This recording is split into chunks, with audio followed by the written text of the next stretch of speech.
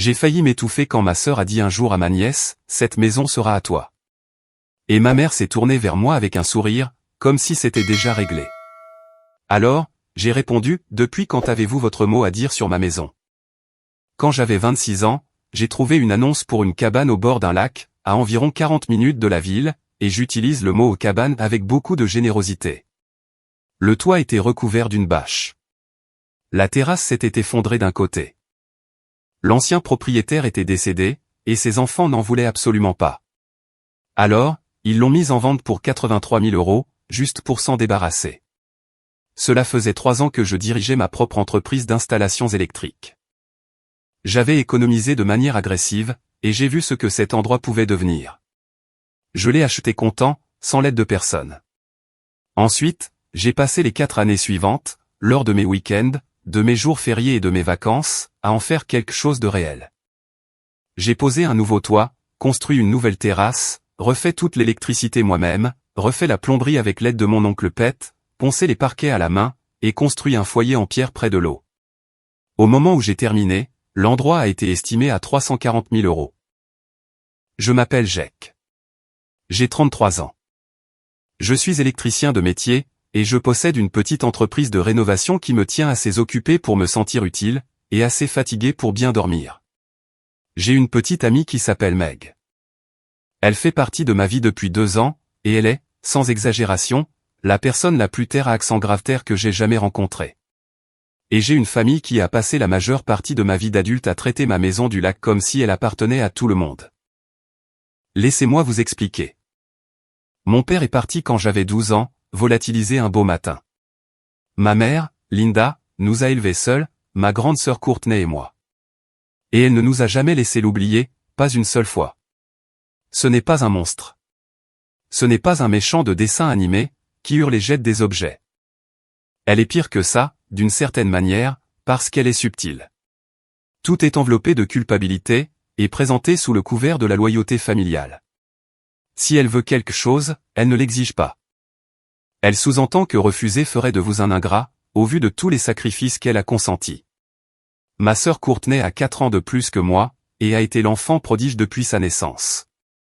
Elle a épousé un type nommé Todd, qui vend des assurances, et qui possède la personnalité d'une poignée de main moite. Ils ont 2 enfants. L'aînée, Olivia, a 14 ans. Honnêtement, c'est une bonne gamine, qui n'a rien à voir avec tout ça. Je veux être clair là-dessus. Maintenant, voici le problème avec la maison du lac. Dès l'instant où j'ai terminé les rénovations, ma famille a décidé que c'était une ressource partagée. Ma mère a commencé à dire aux gens qu'elle m'avait aidé à l'acheter, ce qui est faux.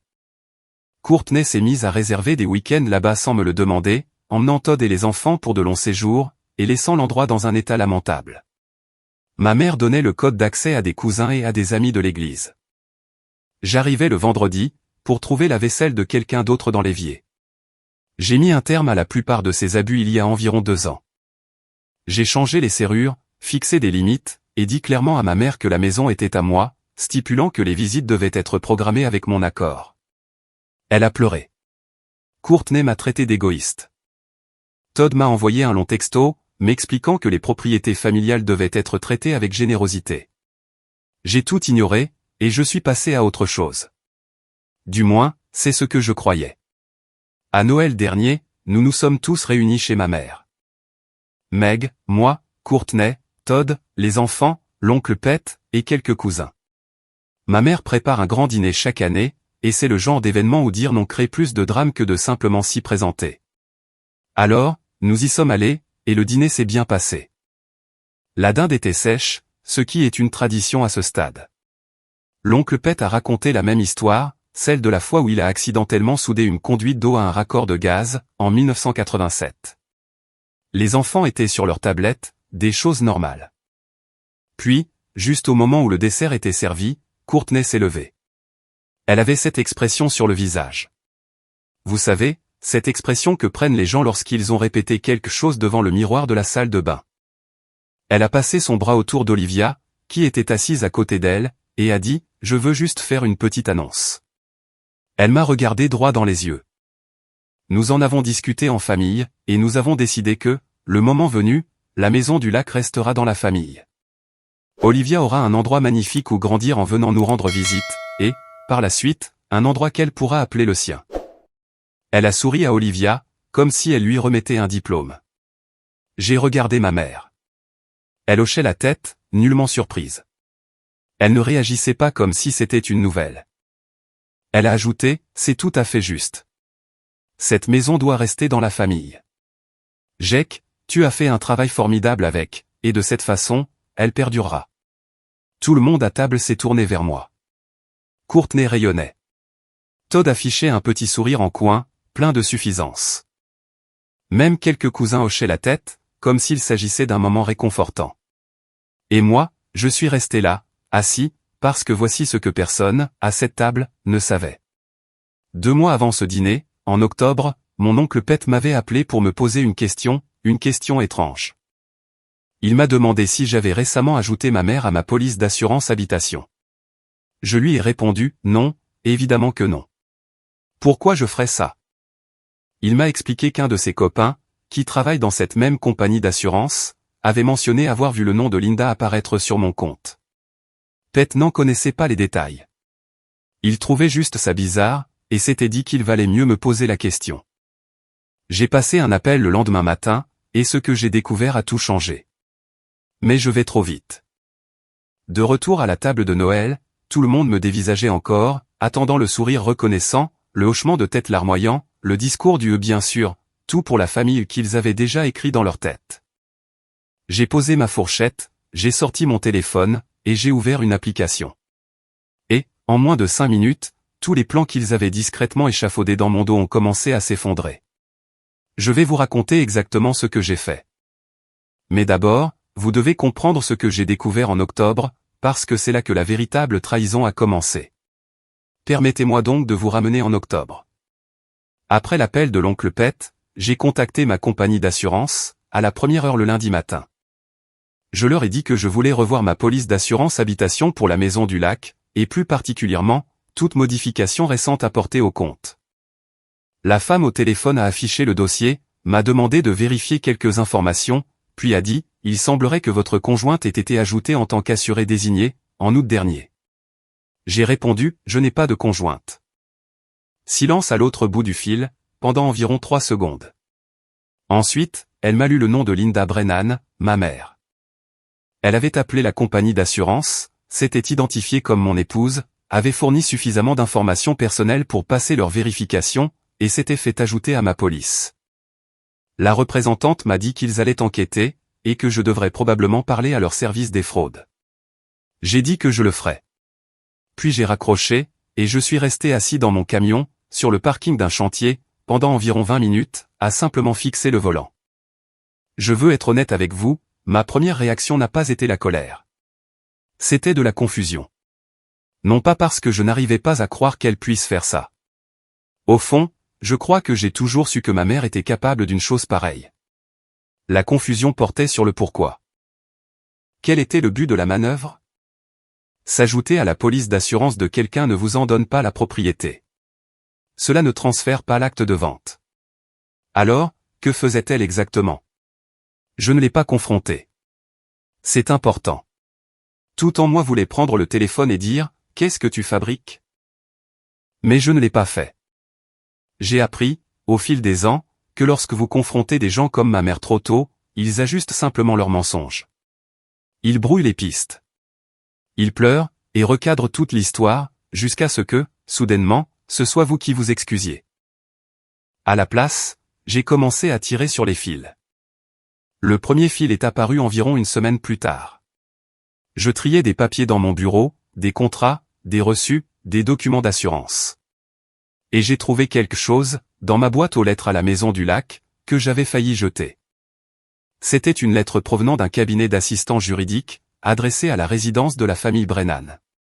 À l'intérieur, il y avait la copie d'un document intitulé le Mémorandum d'accord verbal. C'est là que ça devient intéressant. Le document affirmait qu'en 2019, Linda Brennan m'avait prêté 40 000 € pour l'achat de la propriété du lac, et qu'en échange, j'avais verbalement accepté de lui accorder une part d'intérêt dans la maison. C'était daté, c'était notarié, et cela paraissait juste assez officiel pour tromper quelqu'un qui n'y connaissait rien. Il y avait un problème. Enfin, plusieurs problèmes, mais voici le principal. Ma mère m'avait effectivement prêté 40 000 € en 2019, mais cela n'avait rien à voir avec la maison du lac. Je possédais déjà la maison depuis 3 ans, à ce moment-là. Le prêt était destiné à l'achat d'un nouveau camion de travail, lorsque la transmission de mon ancien a lâché. Et je lui ai remboursé chaque centime, sur une période de 18 mois. J'avais les chèques encaissés pour le prouver. Quelqu'un avait pris une transaction réelle, en avait modifié le but, et l'avait transformé en une fausse réclamation légale contre ma propriété. J'ai appelé une avocate spécialisée en droit immobilier dès le lendemain. Pas une amie de la famille, pas quelqu'un de lié à mes connaissances. Une femme nommée Karen Adler, dont le bureau se trouvait à 2 villes de là, et qui m'avait été recommandée par un copain entrepreneur. Je me suis assis dans son bureau, je lui ai montré le document, je lui ai raconté la véritable histoire, et j'ai vu son expression passer d'un intérêt professionnel à quelque chose de plus proche d'une incrédulité silencieuse. Elle m'a dit, ce n'est pas un instrument juridiquement contraignant. Mais si votre mère venait à déposer ceci auprès d'un tribunal, ou à le présenter lors d'un litige, cela pourrait créer une zone d'ombre sur votre titre de propriété, que vous devriez dépenser du temps et de l'argent à dissiper. C'était probablement le but. Je lui ai demandé, qui aurait pu rédiger un truc pareil? Elle a répondu que ça ressemblait au travail d'un assistant juridique, pas d'un avocat agréé. Quelqu'un qui en savait assez pour rendre le document crédible, mais pas assez pour qu'il tienne réellement la route. Ce soir-là, j'ai tout raconté à Meg. Nous étions assis sur le canapé de mon appartement, et j'ai tout déballé. L'assurance, le faux document, le prêt, absolument tout. Meg m'a écouté sans m'interrompre, ce qui est l'une des choses que j'aime chez elle. Quand j'ai eu terminé, elle m'a dit, ta mère ne fait pas ça toute seule. Elle ne sait pas comment fonctionnent les compagnies d'assurance. Elle ne connaît aucun assistant juridique. Elle avait raison, et j'avais une assez bonne idée de la personne qui l'aidait. Todd, mon beau-frère, l'expert en assurance. C'était parfaitement logique. Todd saurait comment naviguer dans le système téléphonique d'une compagnie d'assurance. Il saurait quelles informations fournir, à quelles questions s'attendre, et comment ajouter quelqu'un à une police. Et la cousine de Todd, que j'avais rencontrée une fois lors d'un barbecue, travaillait comme assistante juridique dans un petit cabinet du centre-ville. J'avais maintenant le tableau complet. Ma mère, ma sœur et mon beau-frère avaient travaillé ensemble, pour créer une piste documentaire qui donnerait à ma mère un droit légal sur ma maison. La police d'assurance, l'accord fabriqué de toutes pièces, et probablement d'autres choses que je n'avais pas encore trouvées. Tout cela se mettait en place, en vue du moment où il pourrait se tourner vers moi et dire, cette maison appartient à la famille, et nous avons les documents pour le prouver. Maintenant, ramenons-nous au dîner de Noël. Je suis assis à table. Courtney vient d'annoncer qu'Olivia hériterait de ma maison. Ma mère l'a confirmé d'un hochement de tête. Tout le monde me regarde, et je suis au courant de tout cela depuis 2 mois. Ce que j'ai fait ensuite a été simple. J'ai sorti mon téléphone, j'ai ouvert l'application de mes caméras de sécurité, et j'ai modifié tous les codes d'accès de la maison du lac. La porte d'entrée, la porte latérale, le portail du garage, et l'accès au ponton, la totale. De nouveaux codes générés aléatoirement, enregistrés uniquement sur mon téléphone. Cela m'a pris environ 4 minutes. Puis, j'ai levé les yeux et j'ai dit, personne n'héritera de ma maison. Un silence est tombé sur la table. Pas le genre de silence où les gens réfléchissent. Le genre où les gens arrêtent de respirer. Le sourire de Courtney est resté figé sur son visage pendant environ 2 secondes de trop. Puis, il s'est effacé. Elle a dit, Jake, nous en avons discuté. J'ai répondu, non, tu en as discuté avec maman et Todd, sans moi. Et la réponse est non. Ma mère s'est penchée en avant. Elle a pris cette voix. Vous savez laquelle, cette voix tremblante et blessée, qu'elle utilise quand elle veut que tout le monde, dans la pièce, la considère comme la victime. Elle a dit, Jake, après tout ce que j'ai fait pour toi, après l'argent que je t'ai donné pour cette maison, tu vas t'asseoir ici et manquer de respect à cette famille. Je l'ai regardé droit dans les yeux, et j'ai dit, quel argent m'as-tu donné pour la maison, maman? Elle a scié, juste une fois, mais je l'ai vue. Cette lueur fugace de quelqu'un qui réalise qu'il a peut-être commis une erreur. Elle a repris, les 40 000 €, Jake. Tu sais très bien de quoi je parle. J'ai répondu, les 40 000 € que tu m'as prêtés en 2019, pour mon camion de travail. Les 40 000 € que je t'ai remboursés intégralement en 2021. Ces 40 000 € là. Personne n'a dit un mot. Todd a bougé sur sa chaise. Courtney a regardé ma mère. Ma mère a baissé les yeux vers la nappe. Je me suis levé, j'ai posé ma main sur l'épaule de Meg, et j'ai dit, Joyeux Noël, tout le monde. Nous sommes partis. Dans la voiture, Meg n'a pas dit un mot pendant environ 5 minutes. Puis, elle m'a regardé et a dit, Tu as gardé ça pour toi pendant 2 mois. J'ai répondu, j'avais besoin de connaître toute l'histoire, d'abord. Elle a hoché la tête. Puis, elle a demandé, alors, qu'est-ce qui se passe maintenant? Je lui ai expliqué, maintenant, il panique. Et quand les gens paniquent, ils font des erreurs. Je ne m'étais pas trompé sur ce point. Les appels ont commencé le soir même de notre départ du dîner de Noël. D'abord, ce fut Courtney. 3 appels d'affilée. Tous rejetés. Puis, un texto qui disait, Tu m'as humilié devant toute la famille. Il faut qu'on parle. Puis un autre texto, 20 minutes plus tard, Maman pleure. Tu es content? Ensuite, ma mère a appelé. J'ai laissé sonner jusqu'à la messagerie vocale. Son message durait environ 90 secondes, et consistait principalement à dire qu'elle n'arrivait pas à croire que je puisse lui jeter sa générosité au visage, et qu'elle espérait que j'étais fier de moi. Du Linda classique. Pas un seul mot sur le faux document, ni sur la police d'assurance. Juste la comédie. Todd n'a pas appelé. Todd n'appelle jamais directement. Todd opère par l'intermédiaire de Courtney, comme un ventriloque.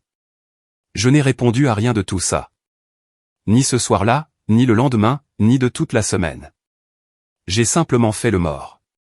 Meg et moi avons conduit jusqu'à la maison du lac, le lendemain de Noël.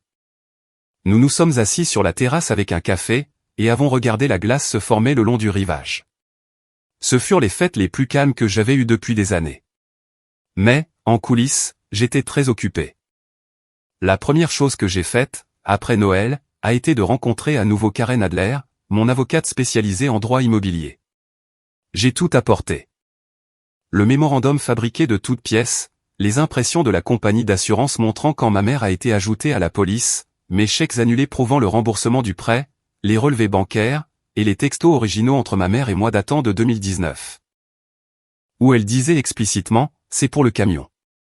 Rembourse-moi quand tu pourras. Je n'avais jamais supprimé ces messages. Dieu merci. Karen a examiné tout cela, et m'a dit, voici ce que je recommande. Premièrement, nous effectuons une recherche complète de titres sur votre propriété, pour confirmer qu'il n'y a pas de privilège ou de dépôt dont vous n'auriez pas connaissance.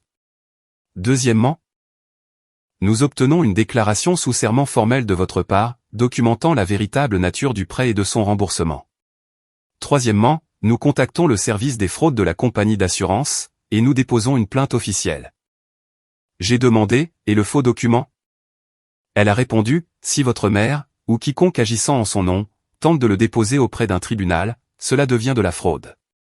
Pour l'instant, il dort dans un tiroir. Il n'a été déposé nulle part.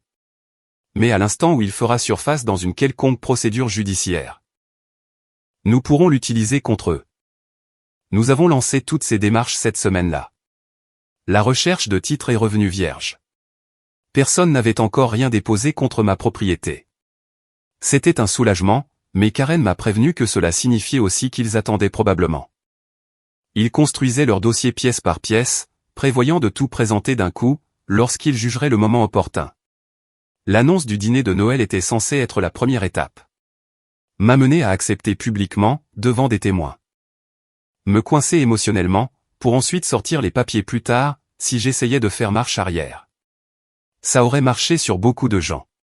Ça a presque marché sur moi, il y a 2 ans, avant que je ne change les serrures. À l'époque, j'aurais peut-être hoché la tête, juste pour préserver la paix. Mais je ne suis plus cette version de moi-même.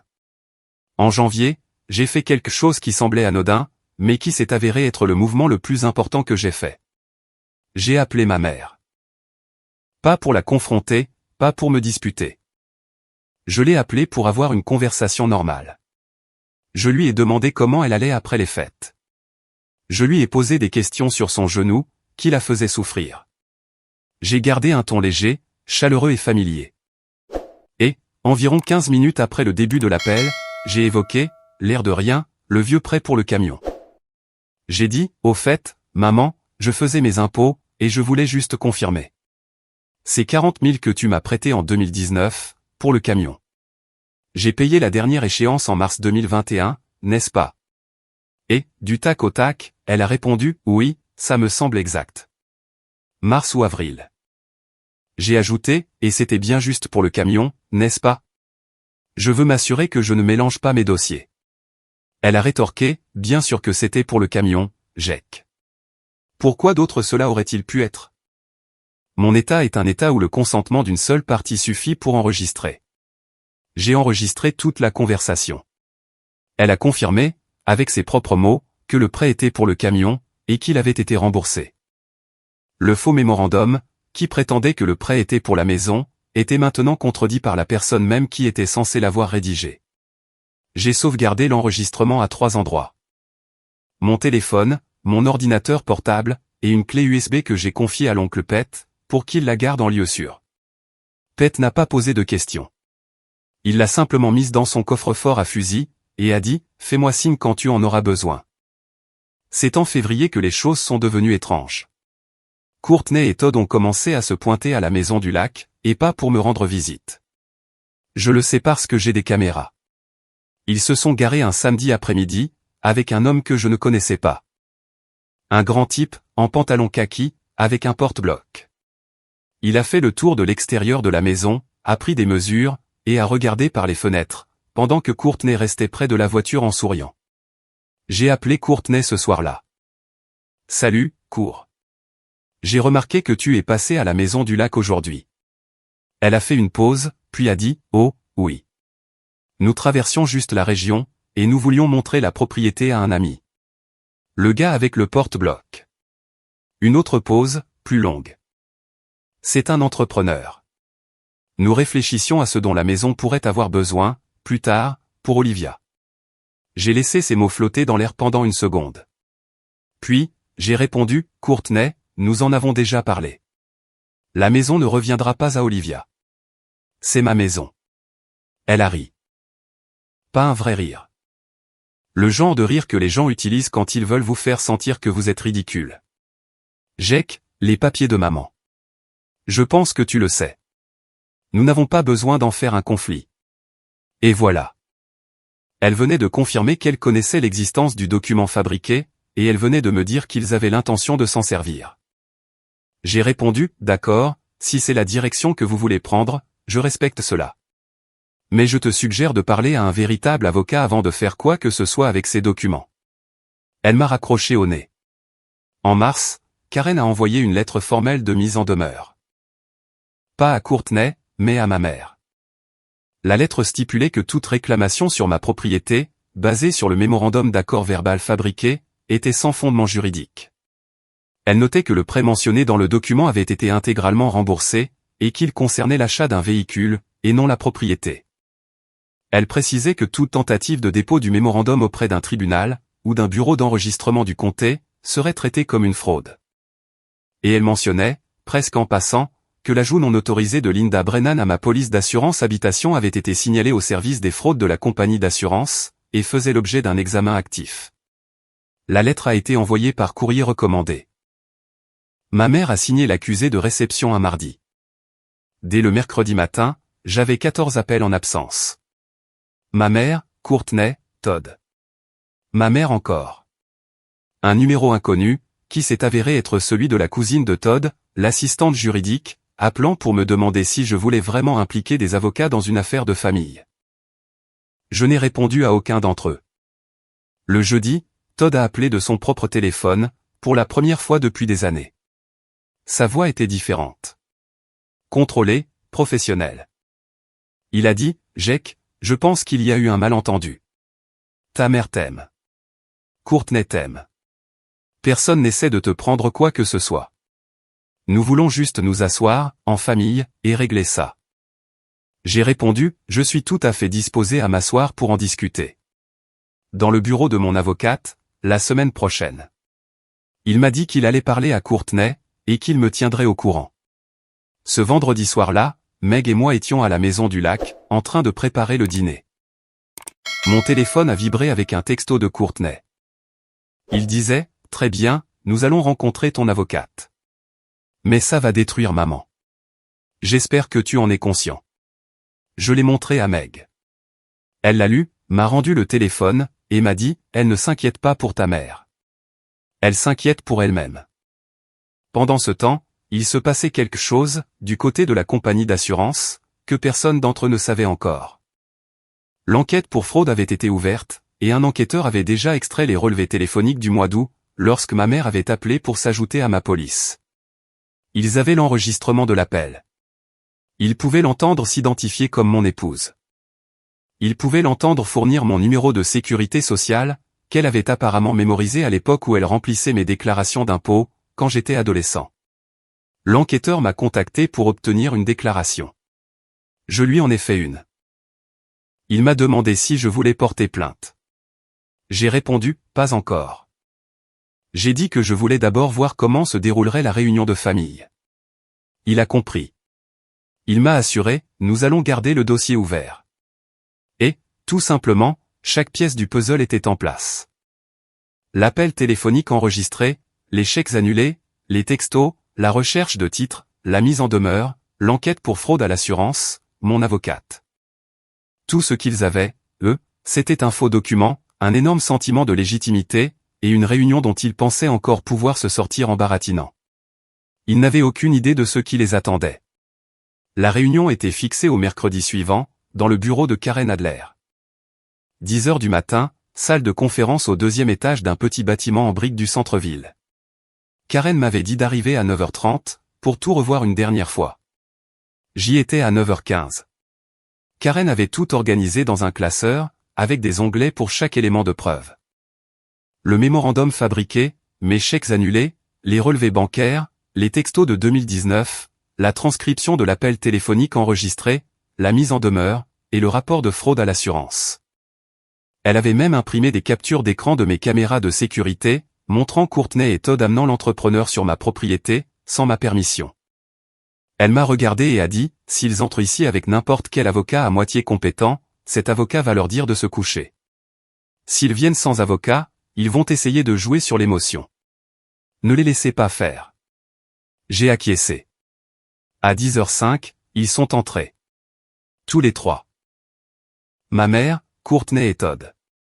Pas d'avocat. Ma mère était habillée comme pour aller à l'église. Beau chemisier, coiffé, maquillage complet. Elle avait l'air d'avoir pratiqué, dans la voiture, son visage de mère inquiète mais digne.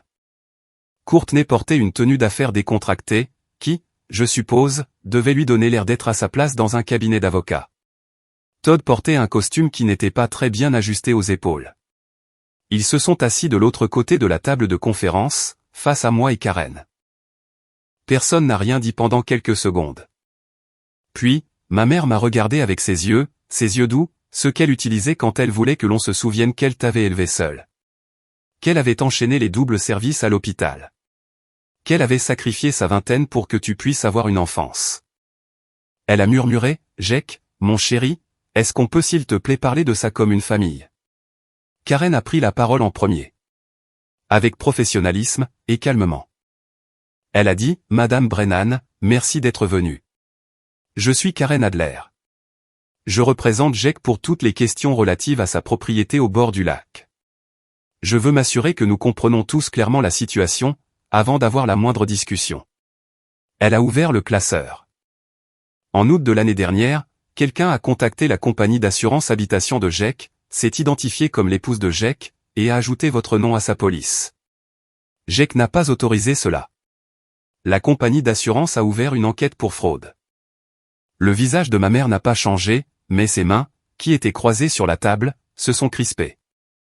Karen a poursuivi, en octobre, Jake a reçu un document intitulé « Un mémorandum d'accord verbal », qui affirme que vous lui avez prêté 40 000 € en 2019, pour l'achat de la propriété du lac. Ce document est inexact.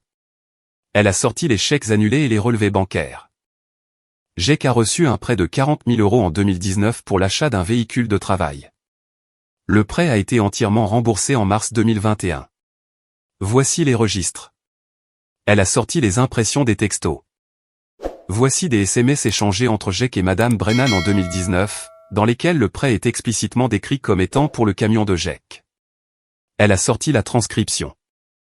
Et voici la transcription d'un appel téléphonique enregistré, datant de janvier de cette année, dans lequel Madame Brennan confirme, avec ses propres mots, que le prêt était pour le camion, et qu'il avait été entièrement remboursé.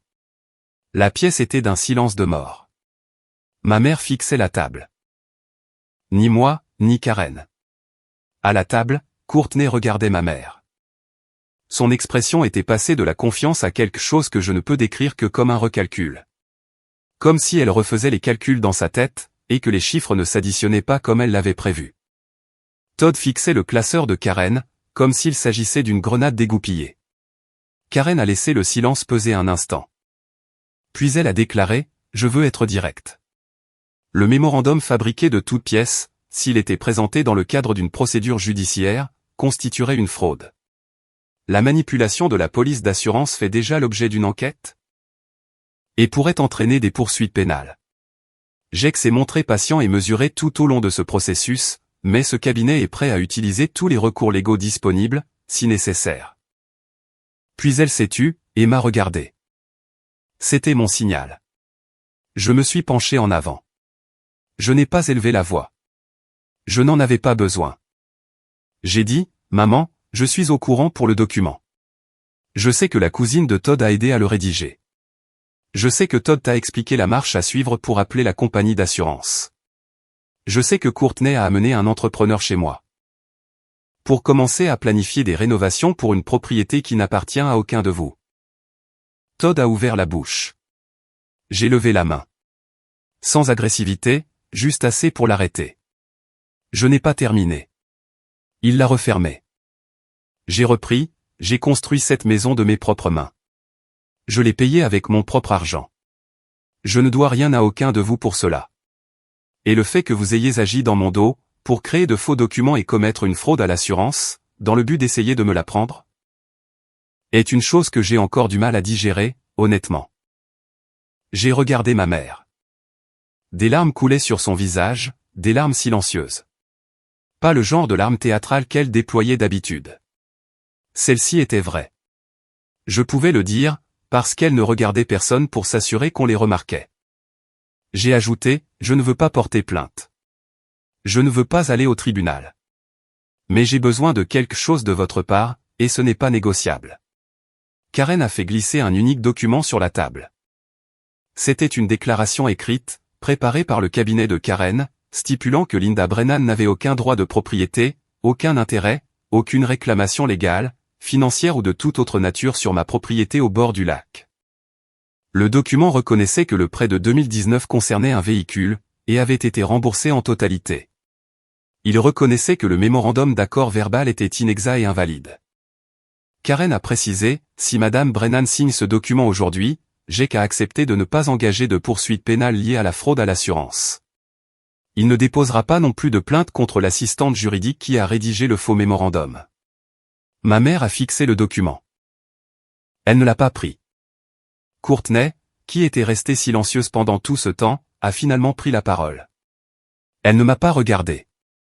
Elle a regardé ma mère, et ce qu'elle a dit m'a surpris. Tu m'avais dit que tu avais un vrai accord avec lui. Ma mère n'a pas répondu. Maman, tu m'as dit qu'il y avait un vrai document. Tu as dit que Jake avait promis. Ma mère ne répondait toujours pas. Ses mains tremblaient légèrement. Courtney s'est levée. Sa chaise a raclé le sol. Elle a regardé Todd, et, quoi qu'elle ait vu sur son visage, le sien est devenu glacial. Elle a lâché, tu savais. Vous saviez tous les deux que ce n'était pas vrai, et vous m'avez entraîné là-dedans. Todd a bredouillé, cours, c'est plus compliqué que ça. Ce n'est pas compliqué du tout, Todd. Elle s'est tournée vers moi. Pour la première fois depuis peut-être 10 ans, ma sœur m'a regardé sans jouer la comédie. Pas d'expression répétée, pas d'arrière-pensée. Juste une personne, debout dans une pièce, qui réalisait qu'elle avait été utilisée. Elle a dit, je ne savais pas que c'était un faux, Jake. Je l'ai cru. En partie. Courtney est capable de beaucoup de choses, mais le regard sur son visage lorsqu'elle s'est retournée contre notre mère était trop brut pour être mis en scène. On lui avait raconté une histoire, et elle y avait cru, parce qu'il était plus facile d'y croire que de la remettre en question. Ma mère a fini par lever les yeux. Elle a dit, « Je voulais juste garder la famille unie. » J'ai répondu, « Non, maman. Tu voulais garder le contrôle. » Elle a tressailli. Elle a littéralement tressailli, comme si les mots avaient un poids physique. Personne n'a parlé pendant environ 10 secondes. Puis, Karen a doucement tapoté le document, et a dit, « Madame Brennan, je vous recommanderais de faire examiner ceci par votre propre avocat avant de signer. Mais je vous recommanderais également de ne pas attendre trop longtemps. L'enquête de l'assurance suivra son propre calendrier. Indépendamment de ce qui se passera dans cette pièce. » Ma mère a pris le stylo que Karen avait placé à côté du document. Elle a signé. Pas de négociation, pas de contre-offre, pas de discours final sur les sacrifices et la loyauté familiale. Elle a simplement signé, posé le stylo, et fixé le papier, comme si elle regardait quelque chose mourir. Et puis, il s'est passé quelque chose auquel je n'étais pas préparé. Pas de la part de Karen, pas de Courtney ni de Todd, mais de la compagnie d'assurance. Le téléphone de Karen a vibré pendant ce silence. Elle y a jeté un coup d'œil, m'a regardé et a demandé, « Jake, je peux te parler un instant dans le couloir ?» Nous sommes sortis. Elle m'a montré un email de l'enquêteur des fraudes de la compagnie d'assurance. Il avait été mis en copie de la lettre de mise en demeure que nous avions envoyée. Il nous écrivait pour nous informer que, sur la base de son enquête, la compagnie avait décidé de poursuivre l'affaire de manière indépendante. Ils déposaient leur propre plainte pour fraude contre Linda Brennan. Pas un signalement pénal à la police, mais une plainte interne, qui serait transmise à leur équipe juridique d'entreprise, et qui pourrait potentiellement aboutir à une action civile pour obtenir des dommages et intérêts, des pénalités, et le recouvrement des frais. Karen m'a expliqué, ce n'est pas quelque chose que nous pouvons arrêter. La compagnie d'assurance agit désormais de son propre chef. Je me suis adossé au mur et j'ai fermé les yeux. Le premier domino était tombé, et celui qui se trouvait derrière était déjà en train de basculer. Les semaines qui ont suivi la réunion ont été chaotiques, de la manière dont la vraie vie est chaotique. Pas dramatique, pas cinématographique. Juste le lent et inconfortable effilochage de choses qui avaient été maintenues ensemble par le silence et l'obligation, pendant trop longtemps. Ma mère m'a appelé 3 jours après avoir signé le document. Elle n'a pas pleuré, cette fois-ci. Elle avait l'air fatiguée. Elle a dit, « Jake, j'ai reçu une lettre de la compagnie d'assurance. Ils disent que je pourrais leur devoir de l'argent. Ils disent que j'ai commis une fraude. » J'ai répondu, « Tu as commis une fraude, maman. » Silence. Puis, je ne voyais pas les choses comme ça. J'ai dit, « Je sais que tu ne le voyais pas comme ça. Ça fait partie du problème. » Elle m'a demandé si je pouvais appeler la compagnie d'assurance, et leur dire que c'était un malentendu. Je lui ai dit que je ne pouvais pas. Je lui ai expliqué que la compagnie gérait cela de manière indépendante, et qu'elle devait trouver son propre avocat, un vrai, pas un ami assistant juridique de la cousine de Todd. Elle a dit, « Je n'ai pas les moyens de me payer un avocat, Jake. » Je lui ai dit que j'étais désolé, et je le pensais. J'étais sincèrement désolé d'en être arrivé là. Mais je savais aussi que si j'intervenais pour réparer les conséquences de ces actes, rien ne changerait jamais. Elle apprendrait qu'il y a toujours un filet de sécurité. Et la prochaine fois qu'elle voudrait quelque chose qui n'était pas à elle, elle trouverait simplement une façon plus créative de s'en emparer. J'ai quand même fait une chose. J'ai appelé l'oncle Pete, ce soir-là, et je lui ai demandé d'aider ma mère à trouver un avocat qui facturait selon une grille tarifaire adaptée aux revenus. Pete m'a assuré qu'il s'en occuperait. Il a aussi ajouté, « Ta mère m'a appelé en pleurs il y a 1 heure. Elle a peur. » J'ai répondu, « C'est une bonne chose. Elle devrait l'être. » Pete a fait une pause, puis a dit, « Tu gères ça de la bonne manière, gamin. Ton père aurait cédé. Tu n'es pas ton père. » Ça m'a frappé plus fort que je ne l'aurais cru. L'action civile de la compagnie d'assurance a avancé lentement, comme c'est souvent le cas. L'avocat de ma mère a réussi à négocier une réduction significative. Au final, elle a dû rembourser les primes que la compagnie avait couvertes pendant la période où elle était frauduleusement inscrite, plus une pénalité, et les frais d'enquête. Le total s'élevait à un peu plus de 7 000 €. De quoi vous gâcher la vie, non, mais de quoi piquer assez pour sembler réel. Elle l'a payé sur 6 mois. Je le sais parce que l'oncle Pete me l'a dit. Je n'ai pas posé la question. Courtney et moi ne nous sommes pas parlé pendant presque 2 mois, après la réunion. Quand elle a finalement appelé, c'était tard un dimanche soir. J'étais à la maison du lac, en train de lire. Meg dormait déjà. J'ai vu le nom de Courtney sur mon téléphone, et j'ai failli ne pas décrocher. Mais quelque chose m'a dit que cet appel allait être différent. Et il l'a été. Elle a dit, je dois te dire quelque chose, et j'ai besoin que tu écoutes, tout simplement. J'ai répondu, d'accord.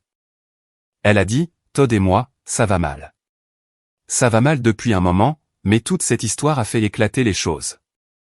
J'ai découvert, après la réunion, que Todd parlait de ta maison avec maman depuis plus d'1 an. C'est lui qui a suggéré le mémorandum. C'est lui qui a mis maman en contact avec sa cousine. Il m'avait assuré que tout était légal. Il m'a dit qu'il y avait un véritable accord, et que tu faisais simplement des difficultés. Elle a pris une inspiration. Je pouvais entendre sa voix trembler.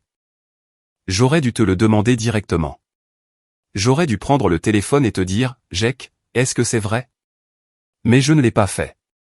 Parce qu'il était plus facile de croire maman et Todd, que de croire que mon propre mari me mentait. Et je suis désolé pour ça. Je suis resté silencieux pendant un moment. À l'extérieur de la fenêtre, le lac était complètement immobile. Pas de vent, pas de vagues, juste un miroir de verre. J'ai répondu, j'apprécie que tu me dises ça. Elle a repris, je ne te demande pas de me pardonner. J'ai dit, je sais. Mais je t'entends. Ce n'était pas une réconciliation. Ce n'était pas un moment digne d'un film, où la musique s'emballe et où les frères et sœurs se prennent dans les bras. C'étaient 2 adultes qui reconnaissaient ce qui s'était passé, sans prétendre que tout allait bien. Cela m'a semblé plus honnête que tout ce que nous avions partagé depuis des années. Maintenant, voici comment se termine l'histoire de Todd. Courtney l'a confronté après la réunion chez l'avocate, et, quelle qu'ait été la tournure de cette conversation, elle n'a pas dû être belle à voir. D'après ce que j'ai pu reconstituer, Todd avait été l'architecte de toute la machination. Il avait convaincu ma mère qu'elle avait un droit moral légitime sur la maison. Il l'avait guidée pour l'appel à l'assurance. Il s'était arrangé pour que sa cousine rédige le document. Et rien de tout cela ne concernait Olivia ou l'héritage familial. Todd rencontrait des difficultés financières depuis 2 ans, et voyait ma propriété comme un atout futur sur lequel il pourrait faire levier. Il savait que si ma mère parvenait à établir ne serait-ce qu'une réclamation partielle, cela pourrait éventuellement servir de garantie, ou être vendu sous la pression. Toute cette affaire était sa stratégie à long terme. Courtney a demandé la séparation de corps en avril. Ils étaient officiellement divorcés à l'automne. Je ne m'en suis pas réjoui.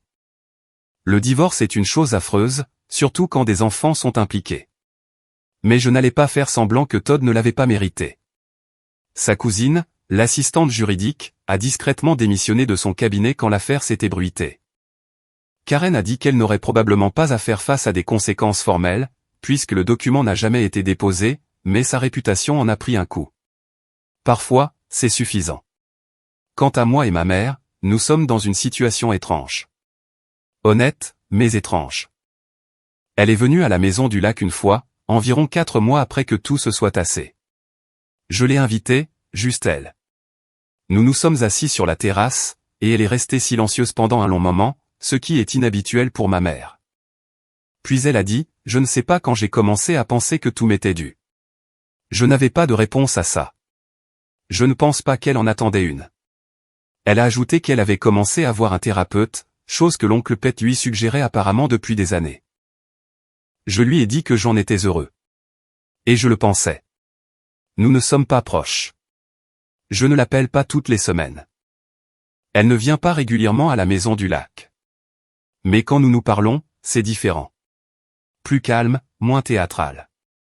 Elle apprend doucement qu'elle peut avoir une relation avec moi, qui ne soit pas construite sur la culpabilité et l'obligation.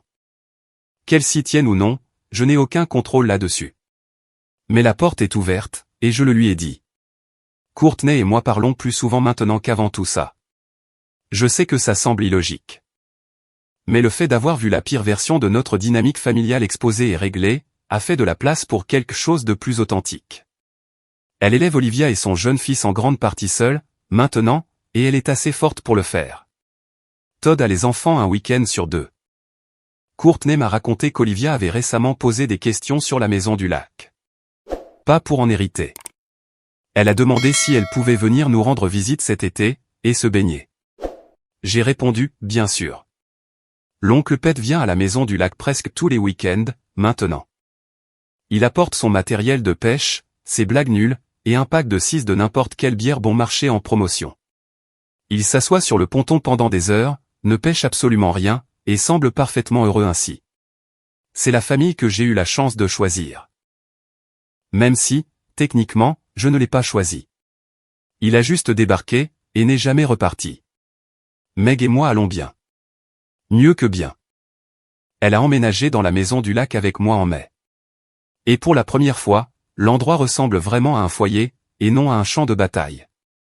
Elle a accroché des rideaux dans la cuisine, a planté des herbes aromatiques près de la porte de derrière, et a accroché un petit panneau sur la terrasse, sur lequel est écrit « Les Brennan ».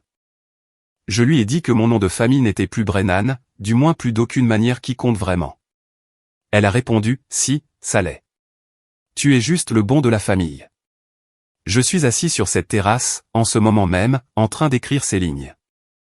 Le lac fait cette chose où le coucher de soleil colore toute la surface en orange. Meg est à l'intérieur, en train de préparer le dîner. Le camion de Pet est dans l'allée, parce qu'il a oublié sa glacière ici hier, et a juré de venir la récupérer aujourd'hui. Mais je peux voir par la fenêtre qu'il est déjà assis à la table de la cuisine, en train de tenir la jambe à Meg. Ce n'est pas la fin que j'aurais écrite pour moi-même. C'est plus désordonné que ça. Il y a encore des choses qui me font mal, quand j'y pense trop longtemps. Ma mère qui manipule mon assurance. Ma sœur qui annonce que ma maison ira à sa fille, comme si j'étais déjà mort.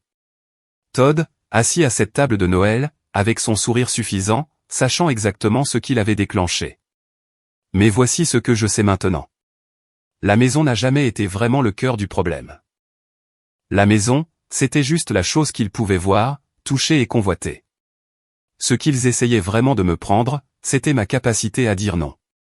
Et quand je l'ai finalement dit, clairement, calmement, et avec des preuves à l'appui, tout s'est effondré. Non pas parce que j'étais plus intelligent, plus fort ou meilleur. Mais parce que la vérité est très difficile à contester, quand quelqu'un prend la peine de la mettre par écrit. Si vous vous trouvez dans une situation similaire, voici mon seul conseil. Documentez tout. N'en parlez à personne, jusqu'à ce que vous soyez prêt. Et quand vous passez finalement à l'action, faites-le une bonne fois pour toutes. Faites-le bien. Et ne vous excusez pas de protéger ce qui est à vous. La maison du lac est à moi. Elle l'a toujours été, et maintenant, tout le monde le sait.